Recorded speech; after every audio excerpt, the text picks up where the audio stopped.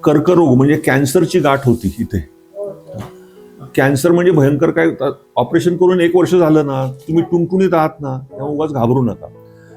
तुमचा कर्करोग म्हणजे तुमचा कॅन्सर हा मेंदूच्या कॅन्सर मधला फार विरळा कॅन्सर आहे, म्हणून ते 100 तपासण्या केल्या होत्या.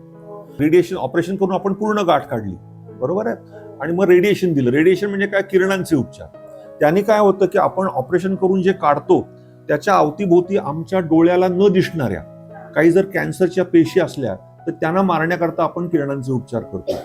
हे काळं काळं दिसतंय का तुला? हे याला आमच्या भाषेत म्हणतात सिस्ट. सिस्ट म्हणजे द्रव पदार्थांनी भरलेली पोकळी.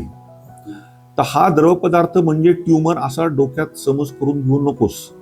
आणि पांढरं पांढरं दिसते ना तुला सगळं, हे ही सूज आहे. ही सूज काय येते तर रेडिएशन दिल्यानंतर काही पेशी खराब होतात ना, त्या पेशीमधनं काही रसायनं निघतात आणि ती रसायनं आजूबाजूच्या मेंदूला खूप त्रास देतात असं म्हणूया आपण. त्यामुळे ही सूज आहे.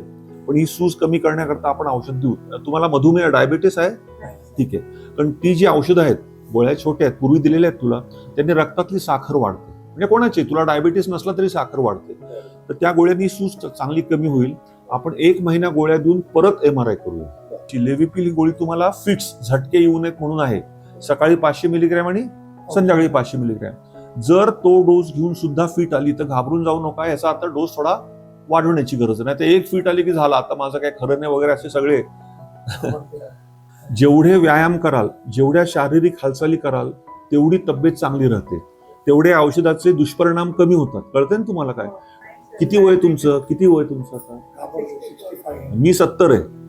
मला उद्या कॅन्सर जर, मी काही रडत बसणार नाही. ठीक आहे ना, झाला, आता चांगले आहात ना, ऑपरेशन करून 1 वर्ष झालं, टुणटुणीत आहात, तेव्हा स्वतःचे लाड करणं शोभाताई बंद करा, खणखणीत जगा. कळलं ना?